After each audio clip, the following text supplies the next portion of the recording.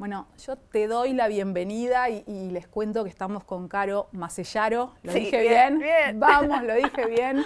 Que en las redes es @soyelefantevioleta, que hace un trabajo hermosísimo en varios sentidos. Por un lado, con tus diseños y con tus ilustraciones y tu arte, que es hermoso. Gracias. Y por otro, con la concientización sobre el autismo, que es un tema del que nos falta un montón.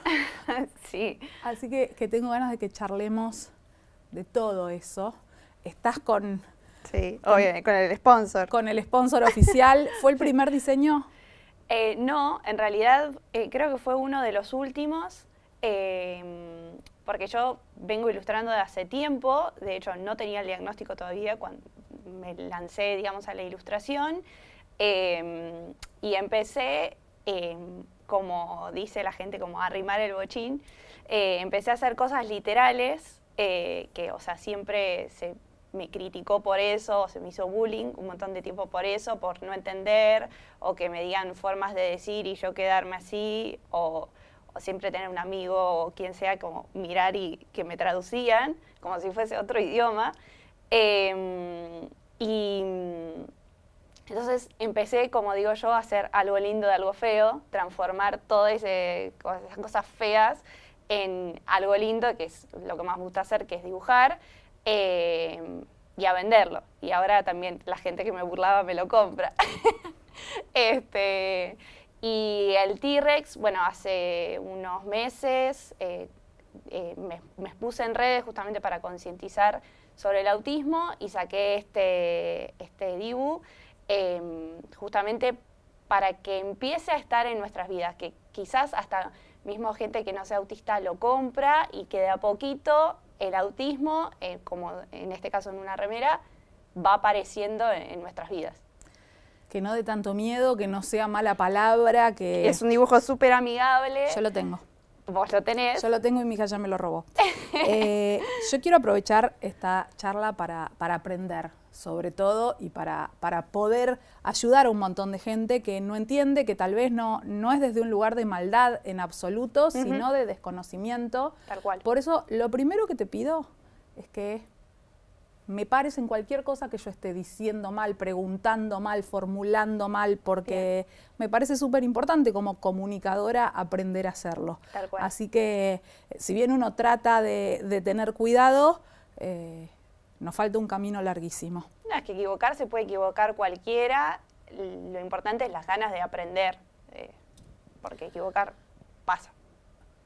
Yo voy a pedirte que me cuentes algunas cosas de tu historia, las que tengas ganas, para que en función a eso también podamos construir un caminito. Recién hablaste del diagnóstico. Sí. En tu caso vos llegaste al diagnóstico en edad adulta, ¿no? Readulta.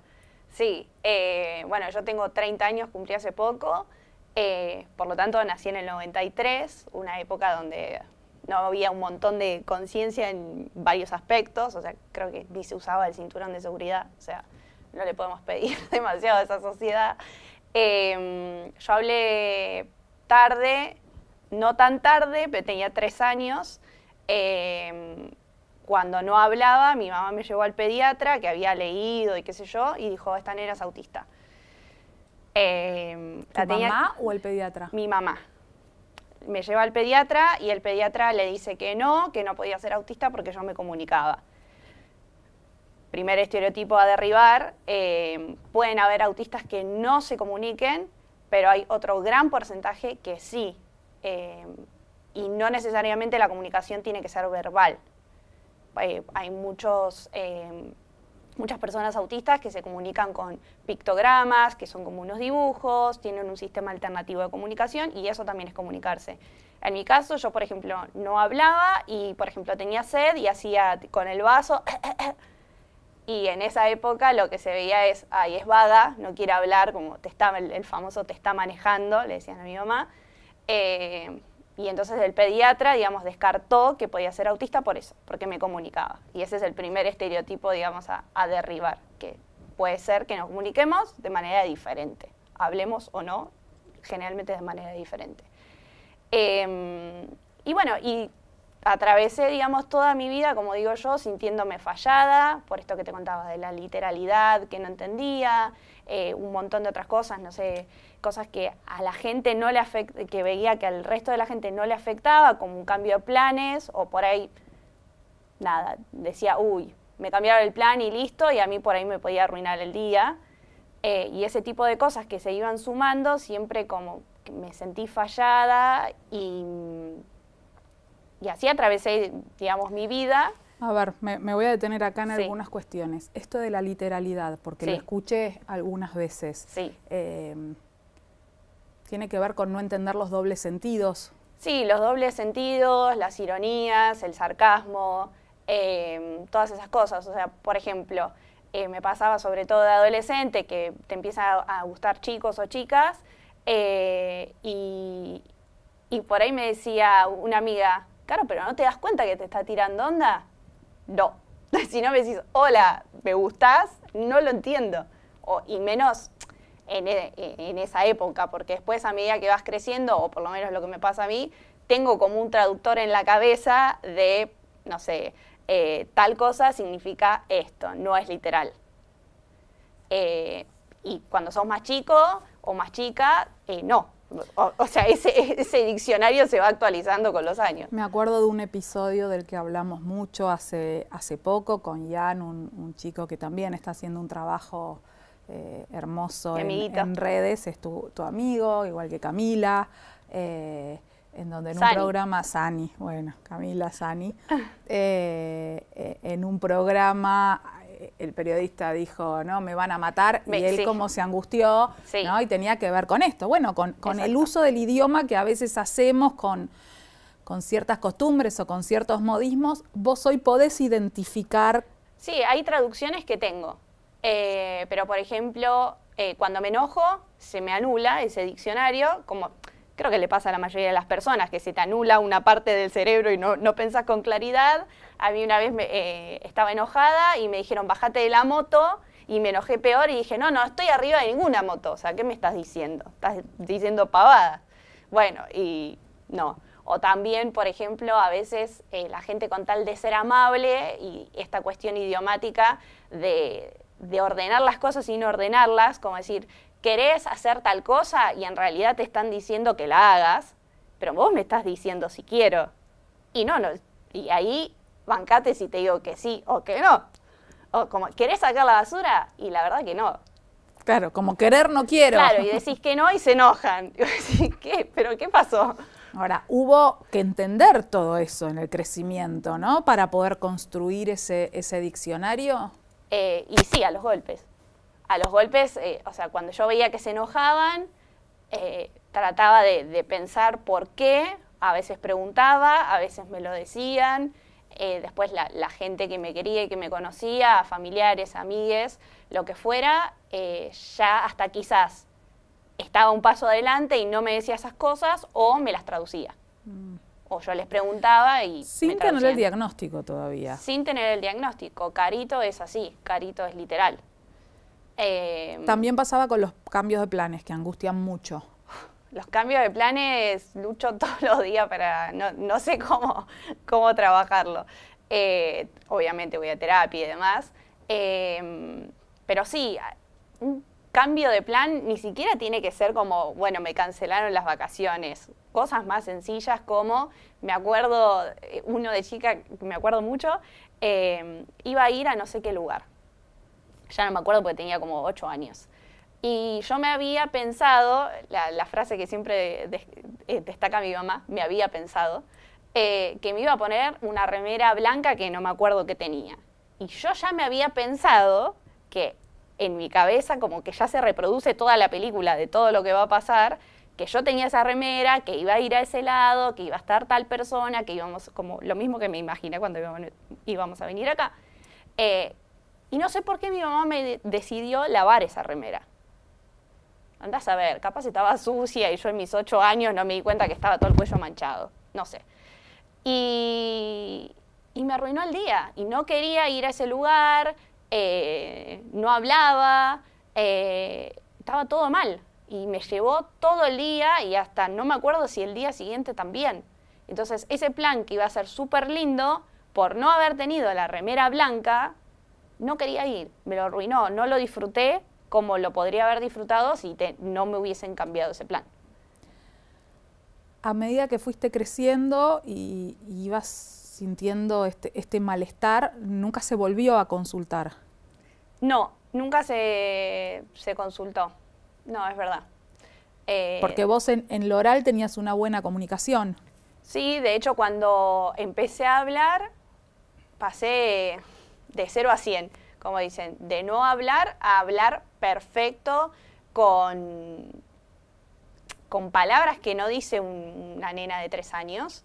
Y también después por eso los nenes, que a veces son muy crueles, al hablar bien, me decían, ay, como que me criticaban o decían que sos nerd por hablar bien.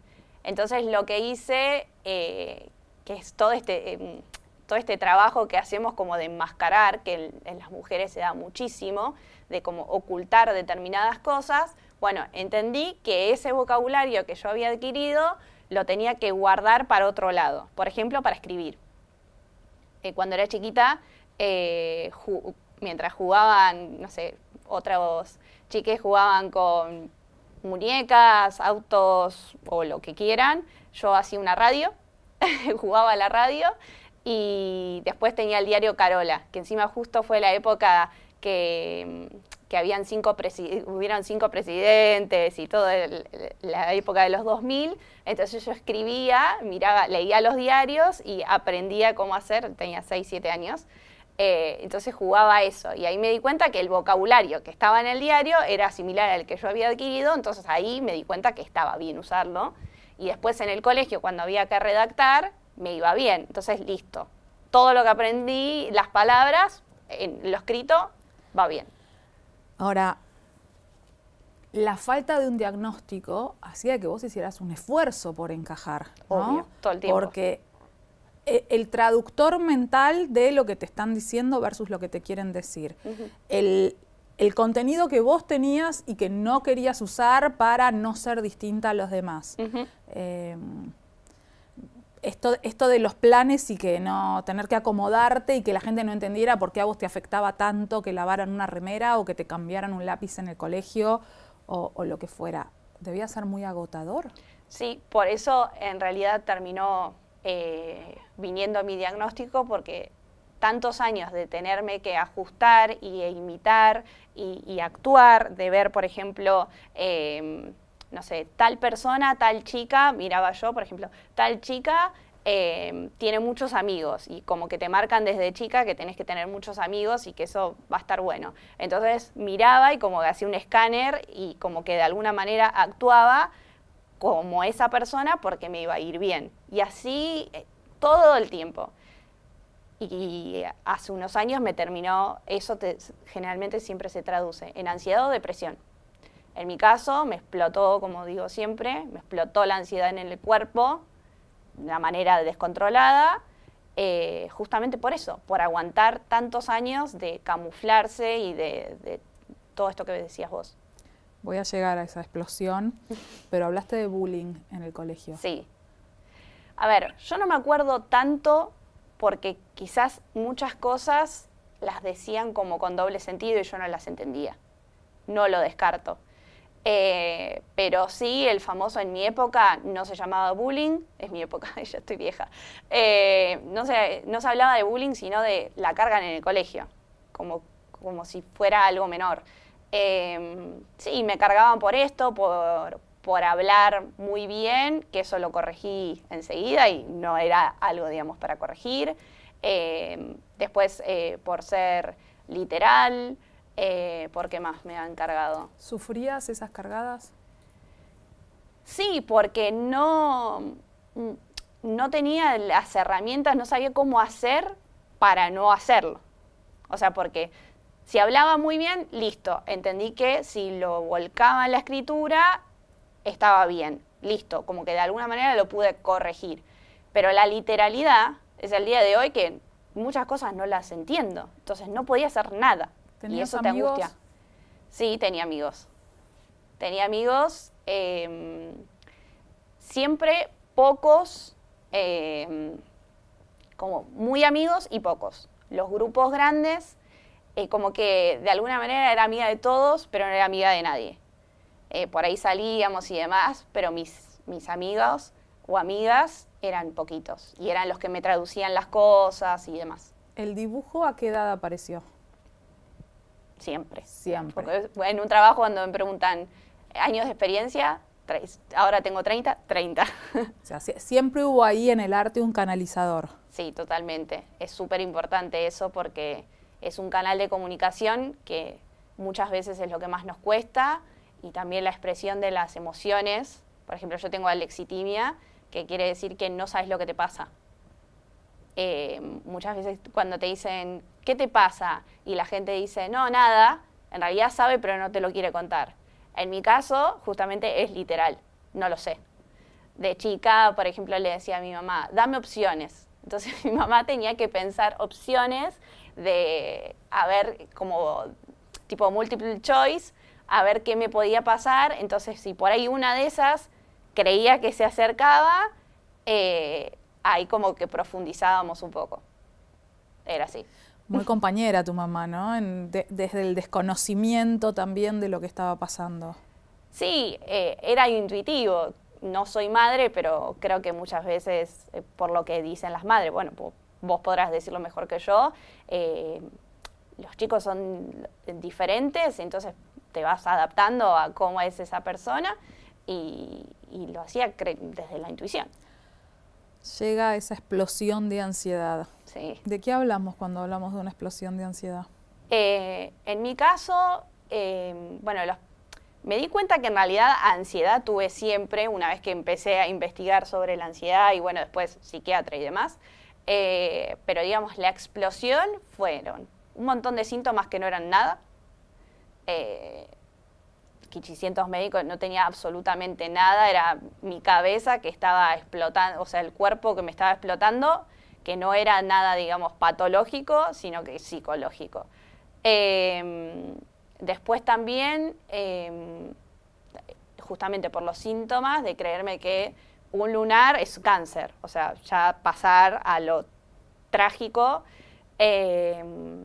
Después, bueno, también el no poder dormir, que bueno, el sueño siempre fue terrible para mí, pero también la ansiedad de todo el tiempo estar pensando cosas, o esto va a salir mal, o podés tener tal cosa, o no te estás durmiendo porque podés... Así, una cabeza que no para de trabajar. Sí, un pájaro que agotador. te quema la cabeza, sí. ¿Y cómo entendés que hay que buscar algo más? Algo más... ¿Cómo fuiste en busca del diagnóstico? Yo siempre, como que siempre de alguna manera supe que era diferente. Siempre. También la gente te lo hace ver.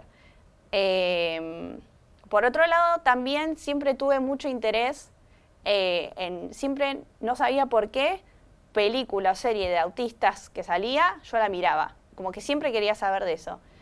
Creo que de alguna manera me sentía representada. También el otro día me puse a analizar los personajes que me encantaban de chica. No sé, la Bella, una incomprendida, mirá qué rara es, la cantaban. Y yo siempre me disfrazaba de Bella, el personaje de Disney. Ariel, la sirenita, otra de mis favoritas, era incomprendida en el agua y quería estar en la tierra, lo mismo. Y así un montón. Como que de alguna manera me estaba gritando que era autista o era diferente o neurodivergente o como quieras. Y de alguna manera como que yo lo sabía. Y el puntapié para el diagnóstico fue una vez que estaba en la casa de unos familiares y no sé cómo salió el tema, si estaban hablando de metáforas o qué, y yo volví a decir, pero yo no las entiendo, y me dijeron que era una pose, que mentía. Uf, ¿por qué? Primero, no miento. Segundo, ¿por qué voy a mentir con algo tan aburrido? ¿No? Como para mentir, qué sé yo, mentimos con algo más divertido. Y busco, me voy de esa reunión, vuelvo a mi casa, como hacemos todos, buscamos en Google, porque no entiendo las metáforas. Y es la primera vez que Google se pone de acuerdo y en toda la primer carilla decía autismo, autista, autismo, bla. Toda esa primera carilla. Y como que de alguna manera me cerró. Y entonces empecé a investigar. Obsesiva siempre, me leí hasta el DSM-5, que es el libro de criterio de diagnóstico que usan los psiquiatras y los profesionales. Me cerraba. Y después también el famoso algoritmo que se encarga de hacer su trabajo. Por ejemplo, yo estaba en TikTok y... Y te empezaron a aparecer contenidos. No, pero yo al principio no me había dado cuenta. Contenidos que decía, ay, me siento súper identificada, no sé, con temas de texturas. Me acuerdo uno que nunca había escuchado a ninguna persona que comía de comer el helado siempre con la misma cuchara. Y siempre se me criticaba, como, ay, Carolina, ¿no podés comer con otra cuchara? Dale. Y hasta que vi el video de esta persona, dije, wow, hay otro simple mortal que le pasa lo mismo que a mí. Y hasta que empecé a ver los hashtags y decían neurodivergente, autista, autismo, etcétera, relacionados. Y dije, pará. Y así todo, se me plagó toda en este caso TikTok, de todos esos videos y abajo decían ese tipo de hashtags. Y dije, wow, la cosa viene por acá. Voy a empezar terapia, porque nunca había querido. Y aparte también la ansiedad, o sea, tenía que resolverlo de alguna manera. ¿En ese momento? Y 28. Hace muy poquito. Sí, hace poco. Pero no le quise decir a la psicóloga que sospechaba de esto, porque como que no la quería direccionar. Entonces, nada, digo, a ver si salta. Saltó. Se dio cuenta, me lo sugirió, le dije que yo también lo pensaba, bueno, ahí le confesé que había leído el DSM-5 y bla. Y bueno, también mi proceso, hay algunos psicólogos o psicólogas que pueden hacer el diagnóstico, en el caso de mi psicóloga no. Así que primero tengo un encuentro con un psiquiatra, que también alerta si les pasa esto. A mí me dijo, era época de pandemia, o sea, casi todas las consultas eran por videollamada. A los 5 minutos de la videollamada me dice que yo no podía ser autista. Primero me dice que tenía ansiedad social. Ahí como 5 minutos en diagnóstico. Y después le digo, ¿qué diferencia hay entre, a ver qué me decía, porque yo ya la sabía, la había leído, entre ansiedad social y autismo? Y me dijo que yo no podía ser autista porque era piola, a los 5 minutos de conocerme por videollamada, que había estudiado y que hablaba. Indignación, me súper enojé, porque no podía creer que un profesional me dijera eso. Ahí mi psicóloga me deriva con una psiquiatra de su confianza, que nada que ver, que es mi psiquiatra aún. Y bueno, ella me deriva, ella no hacía el test y me deriva a hacer el test. Ya, digamos, o sea, primero la psicóloga me dio su visto bueno, después la psiquiatra, y como para cerrarlo de manera formal, ahí me mandan a hacer el test. ¿Es un test que se hace, lo que confirma el diagnóstico? Sí, creo que hay distintas maneras de hacerlo. En mi caso, y es el que más escucho, es el test A2. Y cuando son peques, también se hace uno que se llama ADIR, que es para los padres, que es una entrevista. Creo que a mí me hicieron los dos porque, no, como al ser adulta, no hacía falta hablar con mis papás. ¿Y qué te generó a vos tener el diagnóstico? Para mí fue un golazo. Es más, yo estaba nerviosa de que me dijeran que no, porque por primera vez en 28 años, creo en ese momento, había encontrado respuestas. Entonces, quería que me dé que era autista porque justamente había encontrado gente, por primera vez, había encontrado gente que se parecía a mí y que no me sentía fallada. Por eso siempre digo que cuando arrancan por un autodiagnóstico, como arranqué yo, está bueno para una autoaceptación, para empezar a dejar de sentirte fallada o fallado. Es súper importante lo que estás diciendo. Hay mucho diagnóstico de adultos o diagnóstico tardío. Es tardío, ¿no? Sí. Si es de adultos, quiere decir que uno llegó tarde a ese diagnóstico. Sí, tal cual, porque, a ver, no tengo el DeLorean, pero creo yo que si me hubiesen diagnosticado de chica, probablemente la explosión esta de ansiedad no lo hubiese tenido. Si se me hubiesen, por ejemplo, hecho algunas acomodaciones como los auriculares para cancelar el sonido, me pasaba que siempre yo le tenía miedo a los truenos. A los 30 años descubro que en realidad no era miedo, porque si vos tenés miedo, crees que algo malo va a pasar. Ejemplo, en el caso de los truenos, no sé, un rayo va a caer en tu casa y te va a prender fuego la casa, por ejemplo.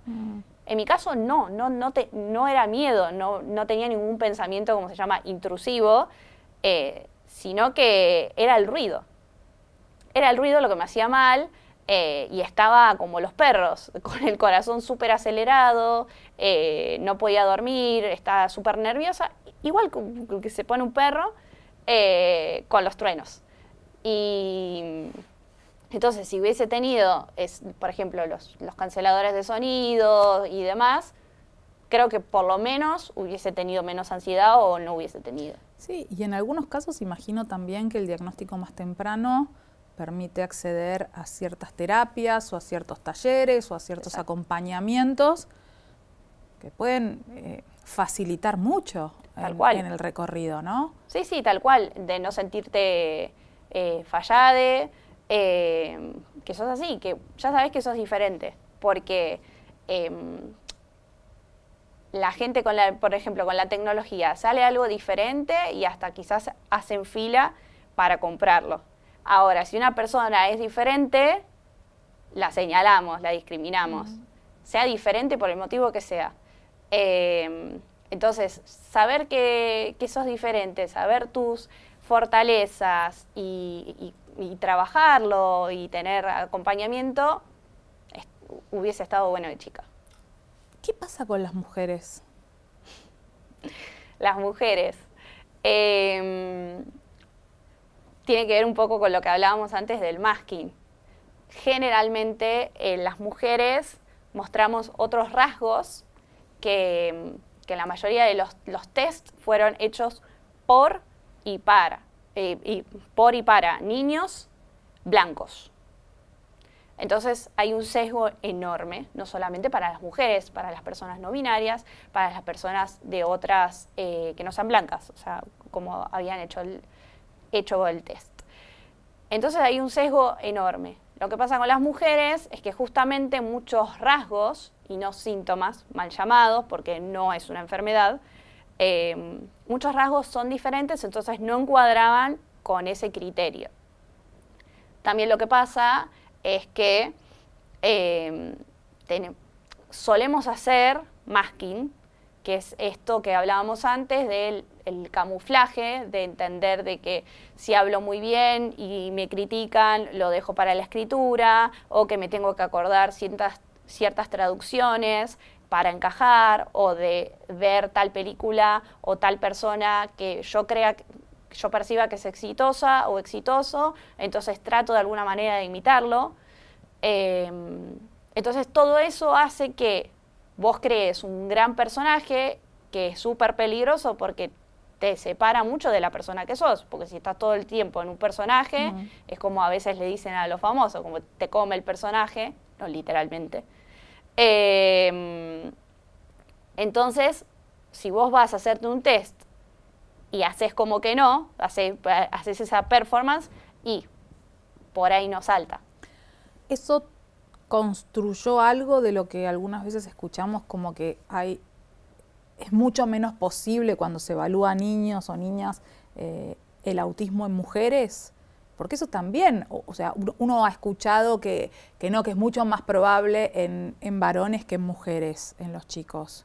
¿Viene de ahí que está tan menos diagnosticado en las mujeres? No, es que la verdad las probabilidades no las sé, creo que no hay ningún estudio científico tampoco que lo demuestre. El tema es que hay mucho sesgo. Entonces, muchas mujeres mismo me escriben, mamás, que que a partir de mis videos y demás se ven identificadas y empiezan a sospechar. O también muchas mamás de niñas autistas, primero diagnostican a su hija y después ellas. ¿Por qué? Porque sí, o sea, ¿qué te lleva de vuelta, desde el desconocimiento? ¿Hay algo desde lo genético? Sí, no sé bien, no me especializo en eso, pero he leído que tiene una alta probabilidad genética. Entonces, sí, puede ser que si el hijo o hija es autista, hay una posibilidad grande de que el padre o madre pueda hacerlo. Cuando vos te diagnosticaron, por ejemplo, ¿tus papás se evaluaron o quisieron investigar? No. Yo tengo mi teoría, pero será en otro capítulo. Será en otro capítulo. No, es un proceso de cada persona también, porque lleva un proceso, sobre todo siendo grande, un proceso de duelo, porque tantos años de haber sufrido determinadas cosas y cada uno tiene su experiencia, y de que te den, sí, eras diferente por esto, bueno, no todos lo festejan por ahí como yo. De hecho, a mí me pasó mucho tiempo me vieron que no solamente mi psicólogo y mi psiquiatra, después consulté a otro lado y demás, como para cerrar bien el tema. Y viene el famoso síndrome del impostor de, che, ¿se habrán equivocado? O no, por ahí no era tanto ese famoso síndrome del impostor. Bueno, voy a eso. A Sí. ver, varias cuestiones. Corregime, por favor, en todo lo que me equivoque. Dale. A mí me enseñaron que una persona no es autista, que tiene autismo. Y que lo correcto es hablar de una persona que tiene autismo. Okay. Y viendo algunos videos en el último tiempo, entendí que estoy mal. Y ahora no sé qué es lo correcto. A ver, tiene autismo o es autista, no hay ninguna incorrecta. Lo que pasa es que a veces quieren de alguna manera, como lo ven como algo malo o como una enfermedad, y es simplemente una condición neurológica, el cerebro se desarrolló de manera diferente, no rara, diferente. Entonces la gente lo quiere como minimizar. Entonces hablan de o seres especiales o que tiene autismo, lo dicen como con miedo. Y en realidad es autista, o sea, no pasa nada. Podés decir también tiene autismo, hay algunas personas autistas que les gusta más que le digas así. En mi caso digo que soy autista, porque justamente, literal, si me decís con autismo, siento que es como mi amigo invisible que está, ¿dónde está Caro? Acá, con autismo. No lo entiendo. Entonces por eso yo digo que soy autista, porque soy así, con lo bueno, con lo malo, porque mi cerebro es así. Hablabas del síndrome del impostor. Sí. Te habrán dicho alguna vez en las redes sociales, me imagino, pero no pareces autista. Uf. Sí, 1 de cada 3. Y ahí aparecen las preguntas de, ¿pero que hay niveles de autismo? Y no hay niveles, es un espectro, ¿correcto? Es un espectro, como bien dijo mi amiga Sani, que es gracias a ella y a otras personas también, y a Ian, que empecé decidí exponerme en las redes y concientizar también, porque a mí sus videos me ayudaron a sentirme identificada, entonces sería muy egoísta no hacerlo, porque yo también podría ayudar a otras personas. Entonces, ¿qué me habías preguntado? Si hay niveles. Niveles. Porque hay quien piensa, bueno, no, está bien, pero lo tuyo es un nivel. ¿no? Claro. Estoy trayendo comentarios Sí. que a veces veo. Bueno, pero lo tuyo es un nivel muy leve. Lo de Sani, que lo describe como el espectro de colores que tenés, no sé, en el Paint, que están todos los colores y vos corres el circulito. Cada persona es un color y tiene una opacidad, una saturación, digamos, diferente. Sí, me gustan todas esas cosas. Todas las personas somos diferentes. Los niveles de autismo hay, digamos, criterios médicos, lo usan como para diferenciar. No está bueno que te pregunten, tu nivel de autismo, porque de alguna manera, por ejemplo, los que hablamos o trabajamos y demás, como que de alguna manera le sacás importancia, o bueno, no necesitas tanta ayuda. Todos necesitamos una ayuda diferente. No minimices algo porque, no sé, porque hable o, como dije antes, o tenga un trabajo. No está bueno encasillarlo en eso. O a veces me preguntan, ¿cuánto te dio el test? A ver qué tan autista sos. La verdad que vivimos en una sociedad que nos pone un montón de números, y yo lo que destaqué del test es en qué áreas tenés que trabajar más. Eso, digamos, es lo importante y lo que yo me llevé del test. Y pensando en esto de las áreas, la tuya fuerte es la artística. No, es que en realidad el test... Lo que te marca es las dice, que tenés que trabajar, sí, las que hay que reforzar. Exacto, y abajo en mi test, por ejemplo, la persona que me lo hizo te daba algunas recomendaciones, como puede ser talleres de habilidades sociales, etcétera. Bueno, por eso, ¿no? Yo a veces pienso, justamente para aprender, que como sociedad estamos más acostumbrados, y por eso valoro tanto estos videos que ustedes están haciendo, al autismo como esos nenes que no se pueden comunicar de ninguna manera, que no solo no hablan, sino que es muy difícil interpretar lo que quieren, y que realmente transitan un recorrido en la educación muy difícil, y padres que enloquecen para conseguir el CUD y poder acompañarlos en las terapias y en los acompañamientos. Y no está bueno que invisibilicemos estas otras situaciones, ¿no? Tal cual, es que un psicólogo, Daniel Millán, un psicólogo español, me pareció muy gráfico, tiene un libro y siempre dice que describe, digamos, como los mal llamados niveles de autismo como una campana de Gauss, en donde en un lado están, por ejemplo, las personas que vos decías recién, no verbales, que no se pueden comunicar, y por otro lado también, digamos, como los dos estereotipos que siempre nos mostraron, Rayman, el súper inteligente, el que cuenta cartas y es un genio matemático. Esas serían, digamos, como las dos minorías. Y en el medio estamos los simples mortales, los que por ahí tenemos determinadas dificultades de comunicación, que podemos trabajar, pero no sé, en un medio. Y ese es el que generalmente no se muestra. Por eso fue mi motor para mostrar de que primero no es algo visible, no es que tengo algo físico que parezca autista, un determinado color de pelo o algo de eso, es invisible. Y por otro lado, no quedarse con ninguno de los dos estereotipos que muchos años nos mostraron. Bueno, por eso hablamos de cerebros neurotípicos y neurodivergentes, ¿no? Sí. Dentro de esa neurodivergencia hay un montón de colores y posibilidades. Sí, igual dentro de la neurodivergencia no solamente están, digamos, los autistas, sino que puede ser TDAH, TOC, etcétera. Hay muchas neurodivergencias. Bueno, por eso, o sea, un montón de posibilidades y diferencias, y cada uno entender sus fortalezas y sus debilidades o necesidades ayuda a recorrer el camino mejor, entiendo.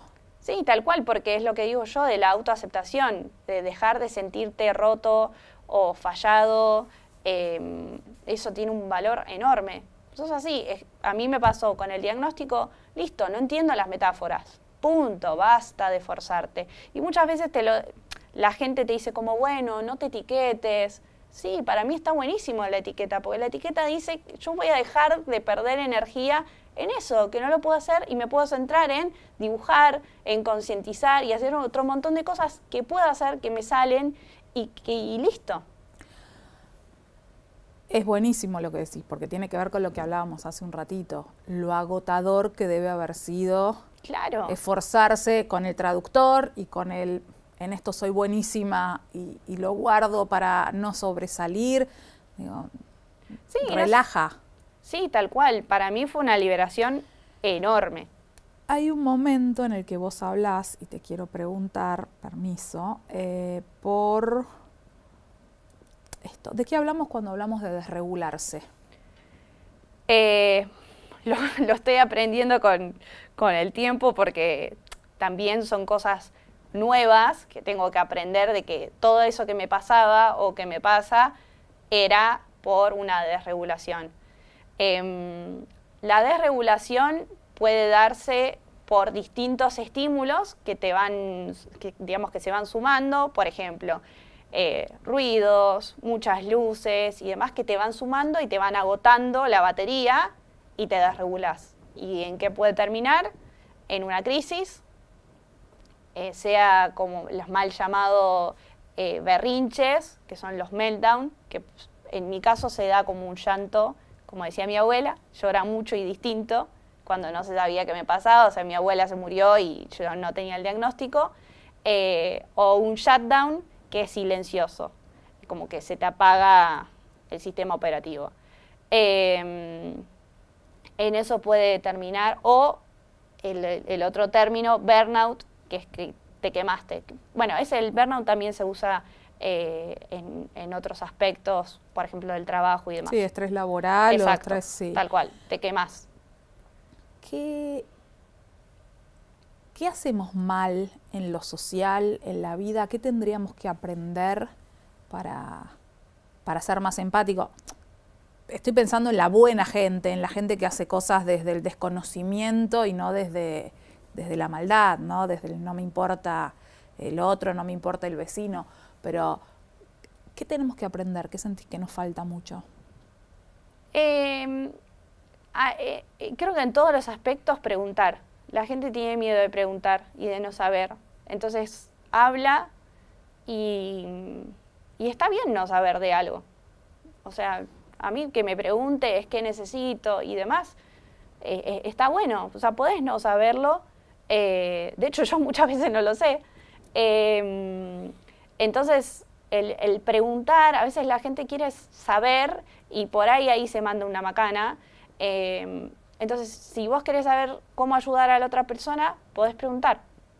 Porque no todas las personas autistas, en este caso, somos iguales. Entonces, por ahí lo que yo necesito, la persona al lado no lo necesita. Están por empezar las clases, por ejemplo. Sí. En muchos colegios, en muchos grados, hay chicos con distintas situaciones. Uh-huh. ¿Está bueno preguntarle a la mamá de esos chicos qué necesitan? Sí, de a la mamá y a los chicos, tampoco hay que subestimarlos. Piensen muy chiquitos tal vez, pero bien. No, pero ojo, a los chicos también. Ojo que los chicos no hay que subestimarlos. Por ahí saben, o sea, por ahí si no hablan o lo que fuera, sí, también obviamente los papás, pero no hay que subestimar a los peques. Porque a veces, viste, que por no ofender, por no incomodar, por no sé qué, uno hace lo que uno cree que es lo mejor. Exacto. Y no necesariamente, entonces tomo esto que vos decís, preguntar qué necesita el otro. Sí, es más que bienvenido. Después, por ejemplo, también entender de que somos diferentes, entonces por ahí vamos a tener necesidades, contestaciones o lo que fuera, diferentes y que no quieren decir que estén mal. Ejemplo, esto que tengo en la mano, nadie me dijo nada, pero por ahí en muchos trabajos o colegios no se los permiten porque se creen que es un juguete. Y de lo que hablábamos antes, esto para nosotros, nosotres, no es un juguete, es una herramienta de regulación. Entonces, una de las cosas que pueden hacer, por ejemplo, en los colegios o en los trabajos, es permitirlos. Escucho muchas personas, muchos papás, mamás, que no les permiten tener este tipo de herramientas, no es un juguete, es una herramienta para regularse. El colegio tiene un montón de estímulos, por ejemplo, el timbre, niñas gritando, etcétera. Entonces, está bueno tener una manera de regular. Y muchas veces no lo permiten, porque se creen que es un juguete y el famoso, si te lo dejo a vos, se lo tengo que dejar a todos. Desde los medios, ¿crees que nos falta mucho?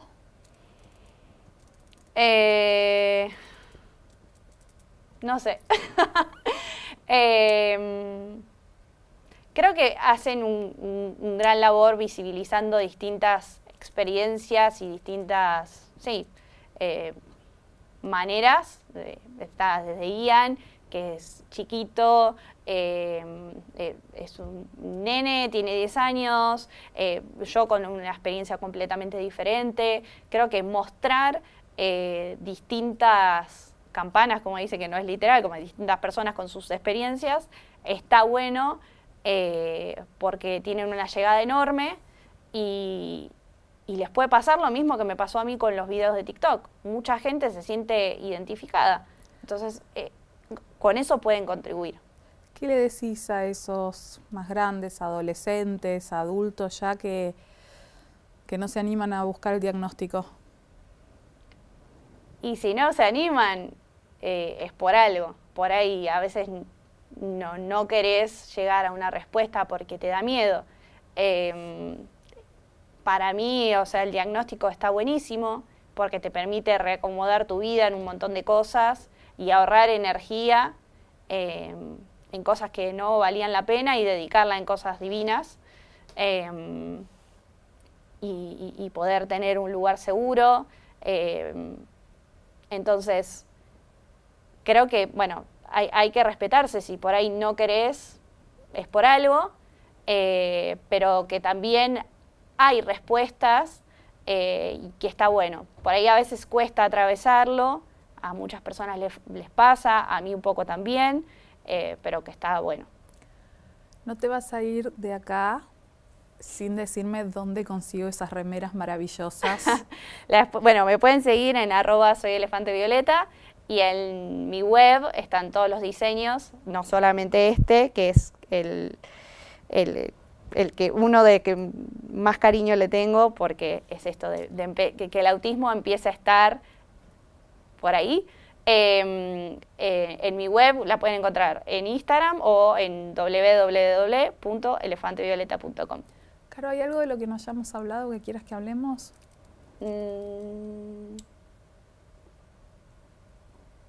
Creo que no.